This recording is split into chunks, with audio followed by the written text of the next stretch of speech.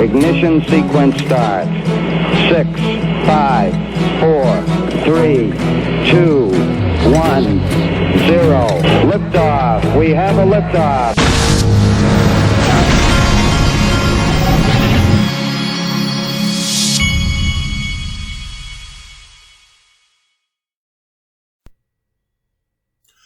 Hey everybody, this is the Digital Asset Investor, and I don't think that 99% of the people that are listening to my voice really know what they own when they in terms of owning XRP. I don't believe that 99, maybe even 0.9%.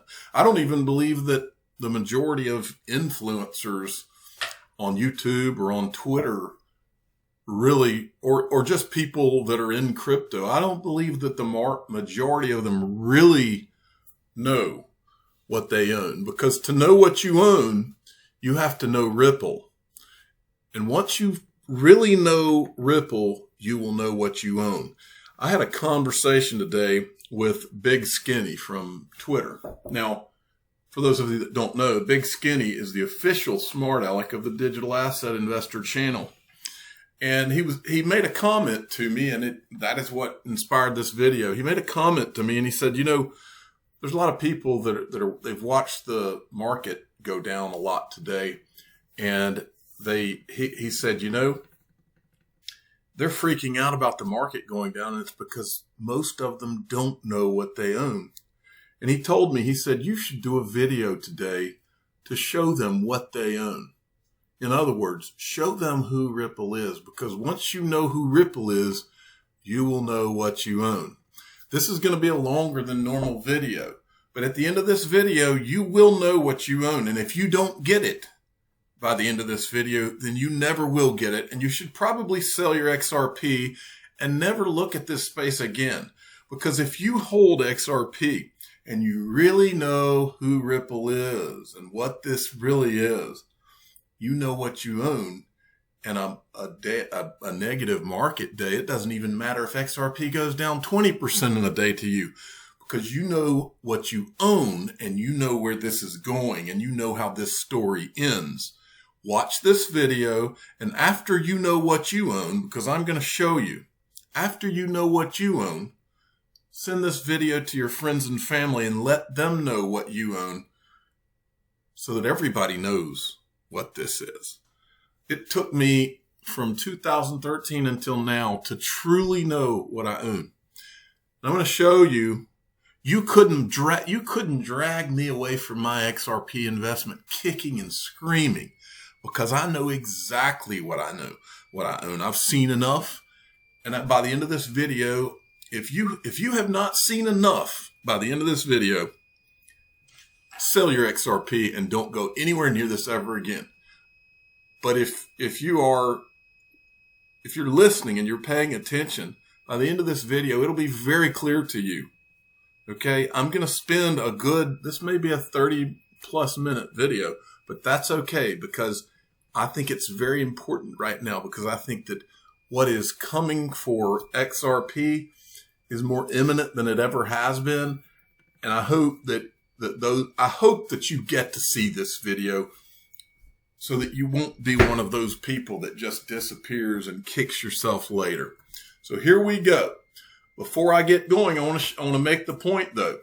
This is what most people stare at, and this is the distraction that most people get swept up in, and they get upset and depressed, and they strike out at people like me because they're angry at their situation or whatever. But anybody who has an emotion of anger when they see a day like today does not understand what they own when it comes to XRP. I am telling you. There's a couple of other things you need to see before I show you. And the first is this. It's a quote by Albert Einstein. Coincidence is God's way of remaining anonymous. And that's another thing I want you to get out of this video.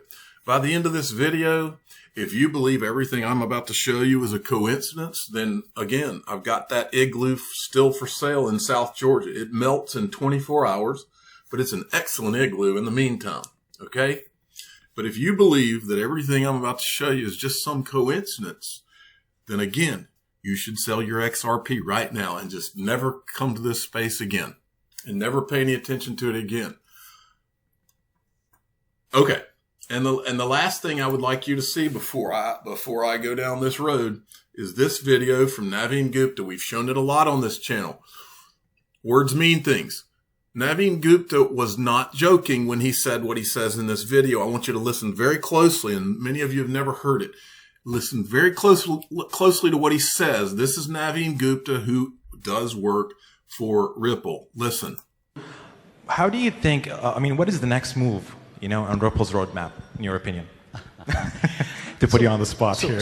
No, it's very simple. So I think one thing, if there is one message that you can get in this room, is Ripple is not an ordinary company. We are not here to have a small market share or do X, do Y, and make small amount of money or something to happen. We are here to make a dent in the universe. Either we will change the remittance universe, the way you understand, the way value gets transferred across the world, between people, between institutions, or we will just fade away. So it's almost 0 or 1, and some of it comes from our Silicon Valley arrogance. Some of it comes from, that's the reason 6 years ago we were born with the mission of moving money like information moves today, right? And we are making it possible working with the existing ecosystem. So I think this is a key differentiator about Ripple, and that's the reason we are a monoline company. Every day we get tens of ideas to say, why don't you do security settlement? Why don't you work in trade finance? Why don't you do X, Y, Z? And what we tell them is, just cross-border remittances is $155 trillion problem. We'll solve this first. We'll make a difference to everybody who's present in this room. And once we have made the difference, then only we will look at something else. So we are like Google is for search, Ripple is for remittances. And that's what we're going to do. We're going to do it right, and we will not rest till we earn your respect and your business. Now, before I go forward, I want to make sure everybody out there understands something, and that is life is about connections. Anybody that you know who has any wherewithal, a lot of what they are and what they're about going forward has to do with the connections they've made, whether that's through an Ivy League school or whether that's through being a member of their country club where all of the wealthy people hang out, or whatever it is. Life is about connections. It's not just about what your resume says on paper. If you don't have the right connections, things don't happen. Ripple is the most connected. The reason I've been able to talk about this one company and this one digital asset for all of these years is because this is the most connected company I've ever seen in my life. And what is going on is exactly what your gut is telling you is going on. And I'm about to show you. So here we go. And I've shown parts of this over time, but I'm going to show all of it here. We're going through everything, not everybody, but the key people at Ripple and who they're connected to and how they got there and what they are and who they know and where their connections lead. So we're going to start with, I'll do Brad Garlinghouse, but first it's important that you understand this is the PolySign website. PolySign, I thought I'd start with this guy, Arthur Brito. The first thing that you have with this company is this mysterious guy who does not show his face, literally helped to create the XRP ledger, but nobody's ever seen his face. And I've heard various reasons for that. One is that he has health problems. One thing I've learned about studying Ripple is anytime there's any mystery that if there's a mysterious road that you start to go down, someone tells you that the guy is sick. Okay. That's typically what you hear. Somebody has a health problem or this or that. I've heard that about him. I've heard it about other people having to do with Ripple. Anytime your ears kind of perk up and you're like, what? That's weird. This guy that doesn't ever show his face, does he have a health problem? Does he not? I'll give you another example. That one of the guy who supposedly created Ripple, Ryan Fugger, the Ripple network. I showed on this channel one time, Ryan Fugger. If you go to, he's got a website, I'm pretty sure, and it says that he's got a health problem. And nobody ever talks to him. Nobody's ever interviewed this guy. I would love to see an interview with Ryan Fugger, by the way, to see what that's about. But anyway, so here's Arthur Brito, whose face you never see. He's co-founder of Ripple Labs and co-designer of the XRP ledger. Ripple's grown to over $30 billion in assets in just 5 years. So here you got this guy who just doesn't show his face. All right. Now we've got Brad Garlinghouse, okay, the CEO of Ripple. I'm going to show you a lot of these people's LinkedIn pages. And look, folks, like I said, I don't care how long this takes. By the end of this, if you don't know what you own, it is your problem, okay? Because I can't do anything more for you. Brad Garlinghouse. So he's got a history we know about. He was CEO of Hightail. He was president of applications commerce at AOL. He was at Yahoo, SVP of communications, community, and front doors. Now, so Brad Garlinghouse he's been in Silicon Valley, but this is the thing that interests me the most about Brad Garlinghouse. He was a senior advisor at Silver Lake. Well, who started Silver Lake? Well, I'll tell you who started Silver Lake. Glenn Hutchins, who's at the Digital Currency Group. Remember, the Digital Currency Group and Barry Silbert, they are probably the biggest investor in blockchain. They have their hands in everything. They're part owners in Ripple, Coinbase, all the major players. This Glenn Hutchins is one of the most interesting characters in the whole play to me, because he started Silver Lake, and he also is a board member of the Federal Reserve Bank of New York. Well, that will come back up in this conversation. Okay, so let's move on down the road. Now we got Marcus Treacher. Okay, remember, and this is important. For the first time in my life, I heard a company, not some existing huge monster company, but this little startup called Ripple from day one has been saying not only they're going to replace Swift, but they are in the process of replacing Swift. Okay? Bold, all sorts of bold claims. Well, let's look at Marcus Treacher. He's the SVP of customer success at Ripple. What does his resume look like? Well, what do you know? He was member of the board of directors for Swift, and then he decides to go to Ripple. He was also at HSBC, one of the largest banks in the world, and Citigroup. All right. Look where else he was. Accenture, which is one of the early investors in Ripple. Accenture is behind much of what is going on right now. In fact, Accenture is behind the Digital Dollar Project, which is run by Chris Giancarlo, who used to be the head of the CFTC. Chris Giancarlo also now works for Wilkie Barr, I believe it is, the law firm that now represents Ripple. Okay? So let's go on. Then we have Ethan Beard, Senior Vice President of Spring. I met him when I was in Singapore. If you go down his resume, this guy was a director at Facebook. He was also at Google for 4 years. So this guy's leaving two of the largest companies, and he looks like he was like an investor more or less for a few years after that. But he goes from Google and Facebook, two of the most important companies in the world, straight to Ripple, this little startup. And then you got David Schwartz. Now, David Schwartz, if you look through his resume, it's really kind of boring. He shows that he's the CTO. He used to be called the chief cryptographer at Ripple. But these companies that he used to work for are all kind of no name, but are things you haven't heard of. But what's most interesting about David Schwartz is this, and this is his Twitter handle. This is him responding to someone. He says, the NDA I had to sign for the NSA had a list of things of theirs I promised to keep secret. Usually it's stuff like partners, business practices, trade secrets.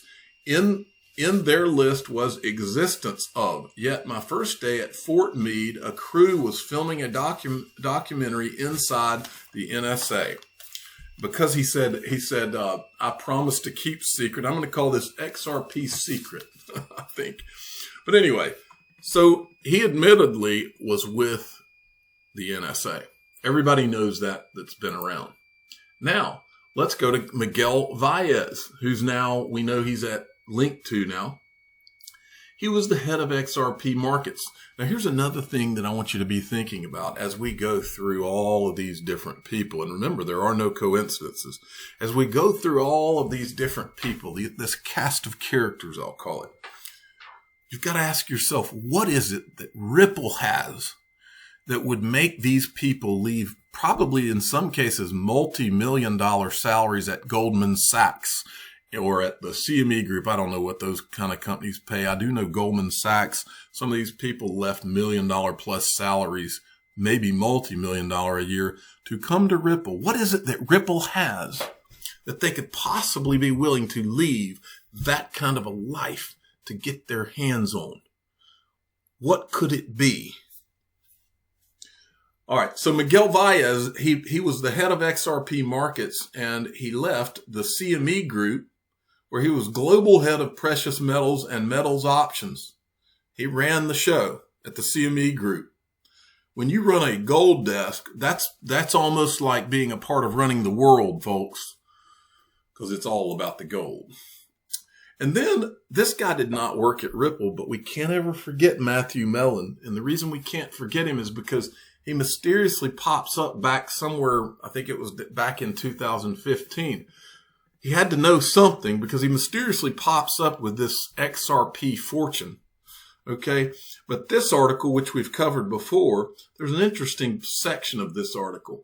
He's talking about when he met with Donald Trump. He reportedly spent a lot of time with Kit Kennedy, daughter of Robert F. Kennedy Jr., in late March. Mellon told a Forbes reporter he dined with President Donald Trump. I shared with him that he should become blockchain friendly if he wants the next millennial vote, Mellon told Forbes in late March. He later died of a drug overdose or something like that. I think that's what the way the story goes. Now, Yoshitaka Kitao, who was on Ripple's board of directors. Remember, SBI Holdings, he's the CEO of SBI Holdings. SBI Holdings bought 10.5% of Ripple back in, I want to say 2015, 16. This guy's the president and CEO, director of SBI Holdings. He also is the CEO and presides over all these companies, and I think a lot more. This guy is in Japan. He's probably one of the most powerful people in Japan, and he's got his hands in blockchain technology over there, the way the digital currency group has it over here. This guy's one of the most connected people in Japan. He would be on par with maybe Donald Trump over that way. But his resume is so extensive and so crazy. I mean, it would take a whole video to go through that. So I'm not going to go too deep in that, but I do want to remind everybody, these are the principal shareholders in SBI Holdings. Northern Trust, Bank of New York Mellon, JP Morgan Chase, as my father, the official father of the Digital Asset Investor channel, tells me all the time, nothing happens. You don't have a change in finance across the world without JP Morgan and Goldman Sachs' blessing. Doesn't happen, not in this country. JP Morgan's one of the largest investors in SBI Holdings. Northern Trust, and I think you also have State Street somewhere in this, but Northern Trust and State Street are both two of the largest traditional custodians in the world. Okay? And they own a chunk of this. All right. Now, moving along. Who do we have next? Oh, Ken Kirsten, editor-in-chief at Observer Media. He came onto the Ripple board of directors back in 2017. Before that, he was the editor-in-chief at Observer Media. Who owned Observer Media? Well, that was Jared Kushner, who's senior advisor and son-in-law to President Trump. But Ken Kirsten, I believe, is an important part of this story. That's Ken Kirsten. That's Jared Kushner, son-in-law and senior advisor to President Trump. And here's Ken Kirsten again in a box seat with Ivanka Trump, daughter of Donald Trump and wife of Jared Kushner. And then this past week, we had, remember, the United Arab Emirates and Israel had announced a peace deal. Remember, the United States, in conjunction with them, they announced a peace deal. Then, a day or two ago, there's a delegation, and Jared Kushner was in the delegation, a group of people from Israel who flew to the United Arab Emirates, right? Which reminds me of Naveen Gupta, because Naveen Gupta is Managing Director, South Asia and MENA at Ripple, United Arab Emirates. And let's look at his resume, HSBC, Citi. And this is the same guy that said Ripple is not an ordinary company. They are here to put a dent in the universe or go away. And guess what? They're not going away. Moving along. Next, we have Jess Chang. All right. Jess Chang was a deputy general counsel at Ripple from 2015 to 2018. What did she do before that? She was counsel and officer at the Federal Reserve Bank of New York. That's the same place where Glenn Hutchins is a director, right? She left Federal Reserve Bank of New York, goes to Ripple, and then leaves Ripple and goes to the International Monetary Fund. From there, she goes back to the Federal Reserve Board. You couldn't make this stuff up if you wanted to. Who's next? Ron William Hammond, author of the Token Taxonomy Act, former legislative assistant for Representative Warren Davidson of Ohio. He's now manager of government relations at Ripple. When he worked for Representative Warren Davidson, look what he did.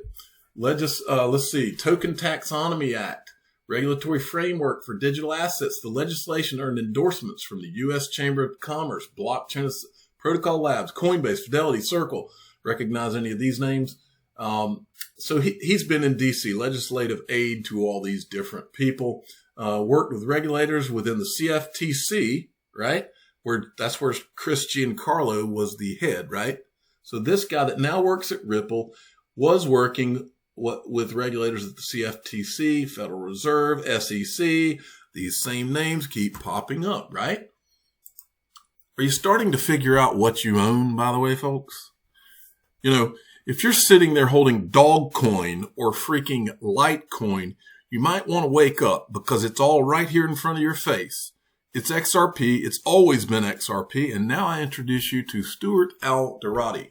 Stuart Alderoty is general counsel at Ripple. Where was he before he was general counsel at Ripple? He was at the CIT group. What is the CIT group? Well, that's a bank group. Okay. CIT group was run by Steve Mnuchin. Steve Mnuchin, for those of you that don't know, is the Treasury Secretary of the United States right now. Steve Mnuchin, back during the financial crisis, bought one of the troubled banks called IndyMac Bank. He then renamed it One West Bank. All right. When he renamed it One West Bank, as he was trying to bring it back to life, I guess, and then turn around and sell it. He had two guys that were his left and right hand men at One West Bank. One West Bank, one of them was Joseph Otting, who later became the comptroller of the currency. The other one was Brian Brooks, who then went from there to Coinbase and then became he is now the interim comptroller of the currency after Joseph Otting stepped down. But there's more to that story. Steve Mnuchin sold One West Bank, and when he did, he sold it to CIT Group, and then he went on to the board at the CIT Group. Who did they appoint while he was on the board of the CIT Group to be their general counsel? Stuart Alderoty.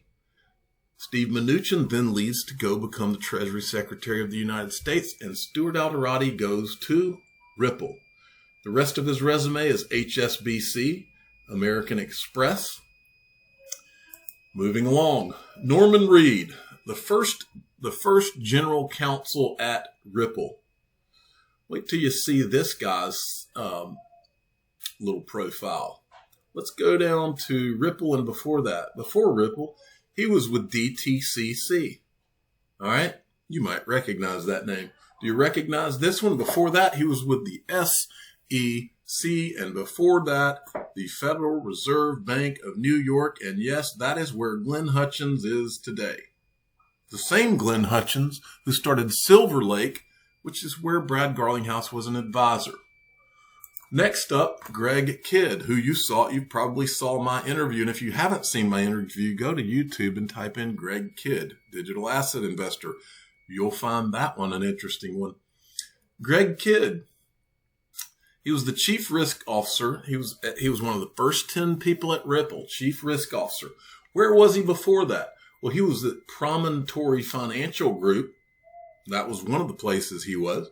Before that, he was a senior analyst at the Federal Reserve Board.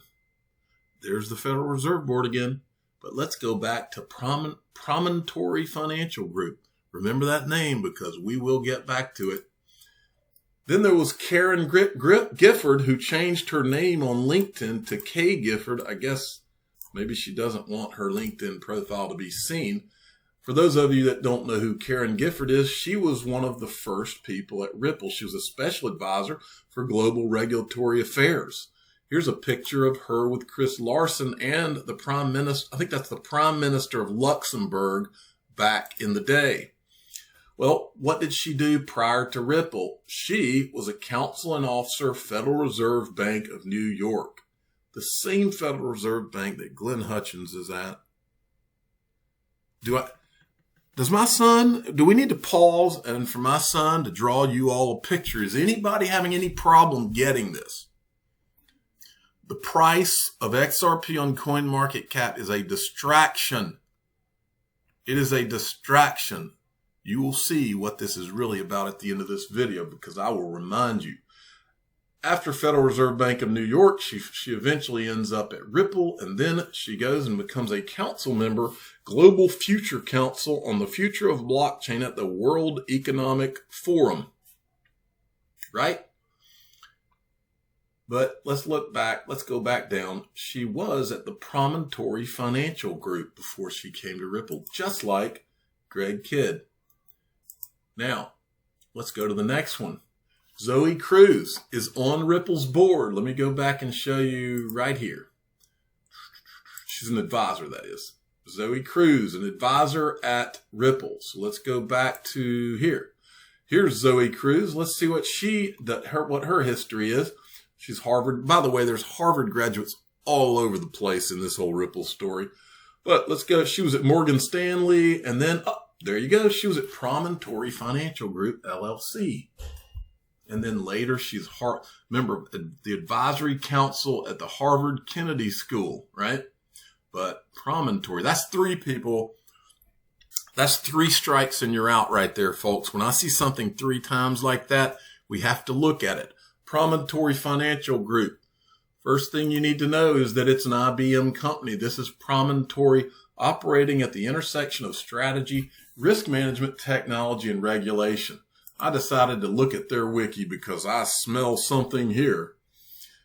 The company was founded in 2001 by Eugene Ludwig, who served as comptroller of the currency under President Bill Clinton, and Alfred H. Moses, a partner in the law firm Covington and Burlington LLP. Promontory is based in Washington, D.C., and has offices But Promontory is a wholly owned subsidiary of IBM. It's a global consulting firm that advises clients on a variety of financial services matters, including regulatory issues, compliance, risk management. Hey, liquidity. These guys advise on liquidity. Now let's look right here. Look at this. Approximately 170 of the consultants working for Promontory were former employees of authorities in financial supervision. The news media has sometimes referred to Promontory as a shadow regulator for Wall Street. Quote, shadow regulator. Whoa.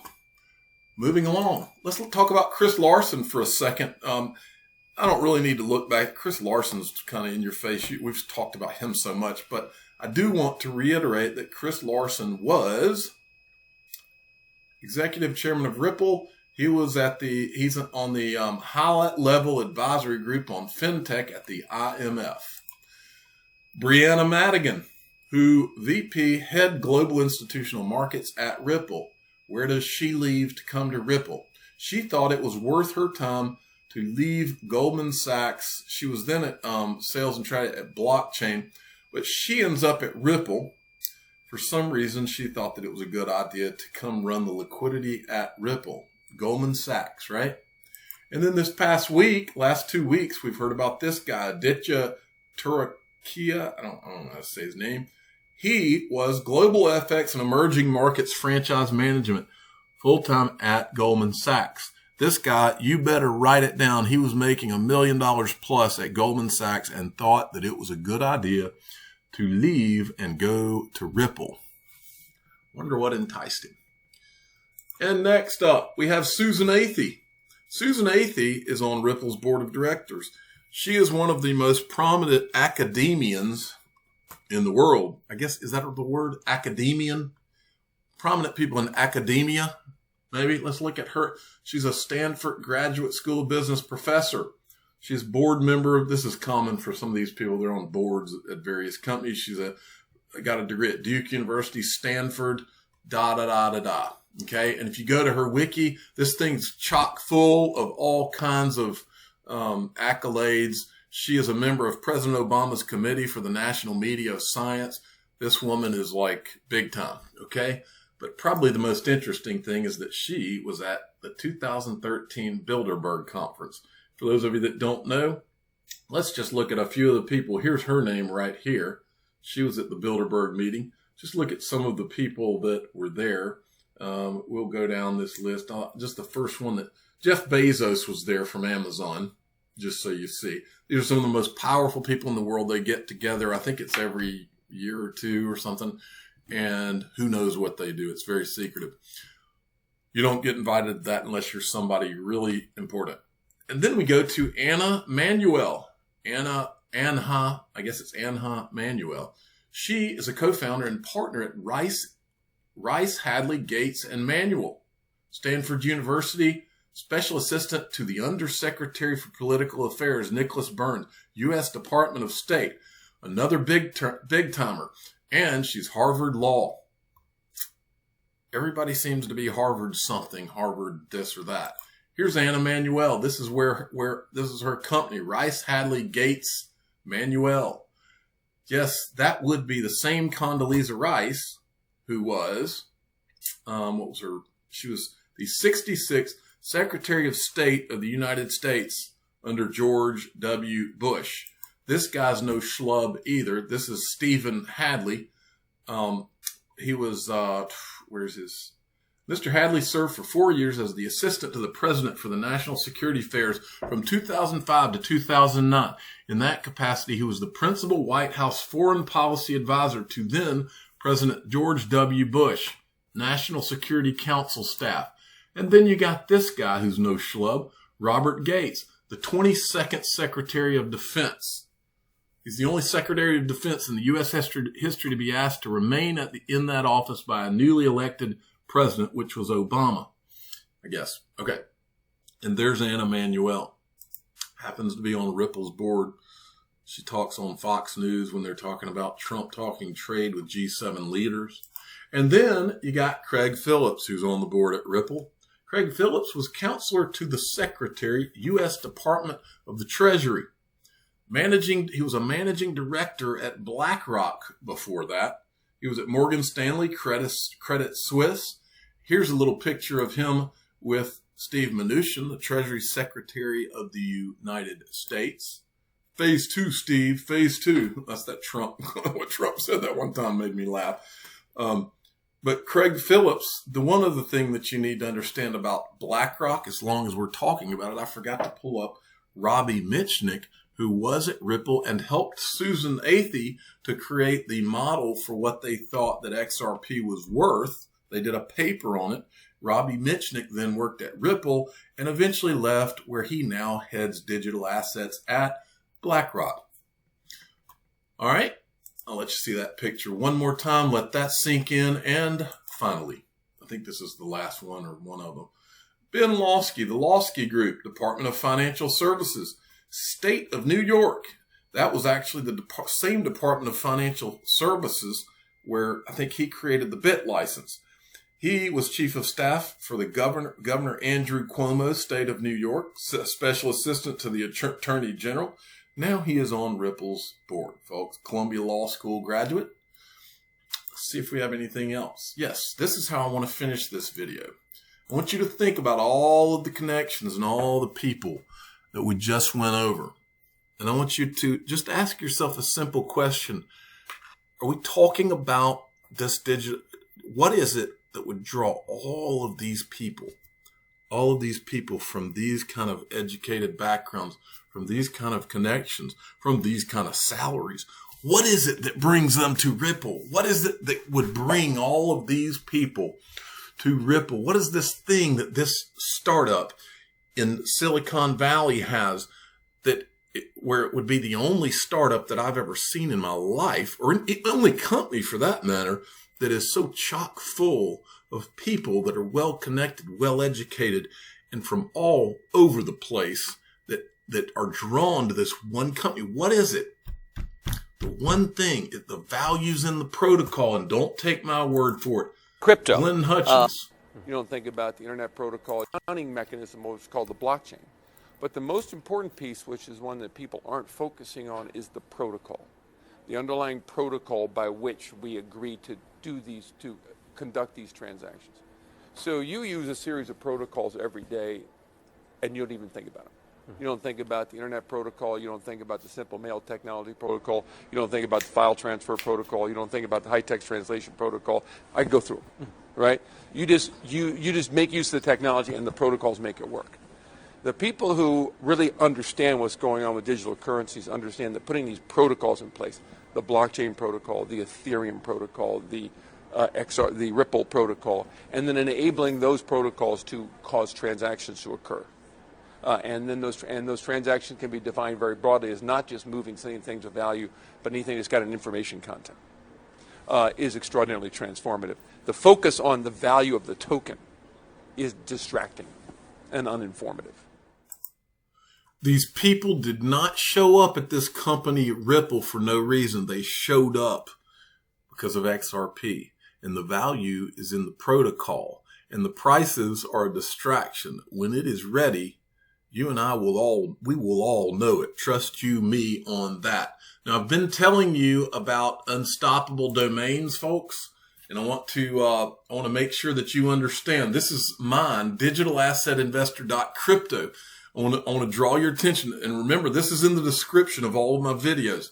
You can go, and what you can do is you can buy. It's like having an email address. Remember back in the .com boom, we had the .com. If people would buy .com addresses, but hoping that they could sell them, and they did sell them for a lot of money. I'm going to show you some of those sales in a second. But I wanted to make you aware, when you buy these domains, when you buy, like I got digitalassetinvestor.crypto, they also have a function in here where you can sell your domain, and you can click this and you can actually go and put them up for sale. This is one of the coolest things I've seen come along, and it's so cool because I remember that .com bubble. I want you to jog your mind here a little bit. Look, I found this as a list of the most expensive domain names. These are from the .com that happened. Voice.com sold for $30 million. 360.com for $17 million. Sex.com, $13 million. Fun.com, $12 million. Hotels.com, $11 million. This gives you a real idea of how crazy this can all get, folks. So if you haven't gone and played with it, go play with it. Click on the link in the description of any of my videos and go check it out. I think this is going to be a game changer. I hope that now you all know what you own. I think that you should. I'm the digital asset investor. I'm not an investment advisor. Hold on a second. Forgot to tell you something. Yesterday, I sent out, for those of you that have joined my email newsletter, I sent out my first email yesterday. If you did not receive it, you need to check your spam folder, because in that spam folder, you may have the email newsletter. Okay. And I laid out all of the digital assets that I currently own, as well as a few other things. So go check your spam folder on that. I am the digital asset investor. I'm not an investment advisor. This is for entertainment purposes only. Please subscribe, hit the like button, and tell your friends and family that if they haven't gone and checked out Unstoppable Domains, in the description of my video, you can find the link, and it is awesome. I'm buying these things myself. I bought some more this morning. Thank you for listening. Every day, billions of people around the world are mocked, ridiculed, laughed at, and embarrassed by their friends, family, and even strangers. These people go through their days knowing there are secrets being kept from them. They hear the faint whispers behind closed doors. The information and knowledge is held very close and only shared with others who were fortunate enough to find out. Feeling lost, rejected, and ostracized, these people give up, never finding out what digital assets the digital asset investor holds. But there is hope. Join the free Digital Asset Investor email newsletter and find out what digital assets he owns each month, including investments he's considering. Click the link in the description of this video or go to digitalassetinvestornewsletter.com. Put an end to your days of gloom and depression. Join the greatest free digital asset email newsletter ever created.